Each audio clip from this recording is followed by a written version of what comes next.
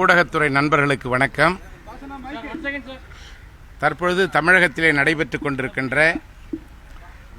குதிரை பேரத்தின் மூலமாக அனைத்திந்திய அண்ணா திராவிட முன்னேற்ற கழகத்துடைய சட்டமன்ற உறுப்பினர்களை விலைபேசிக் கொண்டிருக்கின்ற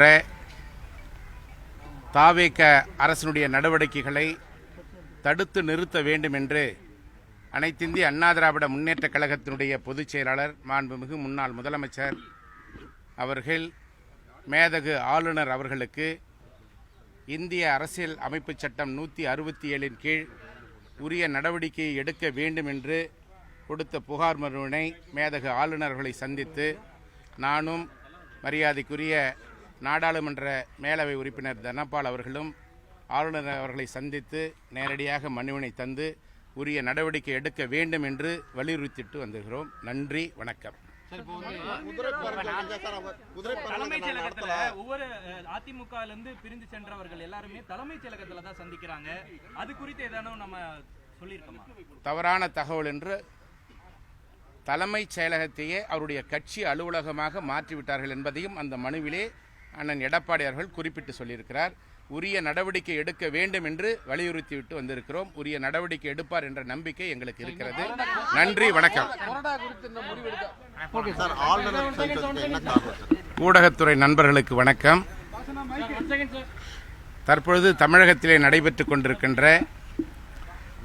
குதிரை பேரத்தின் மூலமாக அனைத்திந்திய அண்ணா திராவிட முன்னேற்ற கழகத்துடைய சட்டமன்ற உறுப்பினர்களை விலைபேசிக் கொண்டிருக்கின்ற தாவேக அரசினுடைய நடவடிக்கைகளை தடுத்து நிறுத்த வேண்டும் என்று அனைத்திந்திய அண்ணா திராவிட முன்னேற்ற கழகத்தினுடைய பொதுச் செயலாளர் மாண்புமிகு முன்னாள் முதலமைச்சர் அவர்கள் மேதகு ஆளுநர் அவர்களுக்கு இந்திய அரசியல் அமைப்பு சட்டம் 167 கீழ் உரிய நடவடிக்கையை எடுக்க வேண்டும் என்று கொடுத்த புகார் மனுவினை மேதகு ஆளுநர்களை சந்தித்து நானும் மரியாதைக்குரிய நாடாளுமன்ற மேலவை உறுப்பினர் தனபால் அவர்களும் ஆளுநர் அவர்களை சந்தித்து நேரடியாக மனுவினை தந்து உரிய நடவடிக்கை எடுக்க வேண்டும் என்று வலியுறுத்திட்டு வந்துகிறோம். நன்றி, வணக்கம். தலைமைச் செயலகத்துல ஒவ்வொரு அதிமுகவிலிருந்து பிரிந்து சென்றவர்கள் எல்லாருமே தலைமைச் செயலகத்துல தான் சந்திக்கிறாங்க. அது குறித்து ஏதானும் நம்ம சொல்லியிருக்கோமா? தவறான தகவல் என்று தலைமைச் செயலகத்தையே அவருடைய கட்சி அலுவலகமாக மாற்றிவிட்டார்கள் என்பதையும் அந்த மனுவிலே அண்ணன் எடப்பாடி அவர்கள் குறிப்பிட்டு சொல்லியிருக்கிறார்.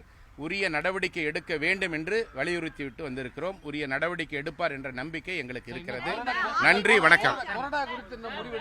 திருவான்மியூர் காட்டன் ஹவுஸ் இப்பொழுது OMR காரப்பாக்கத்தில் மே 29 பிரம்மாண்ட திறப்பு விழா.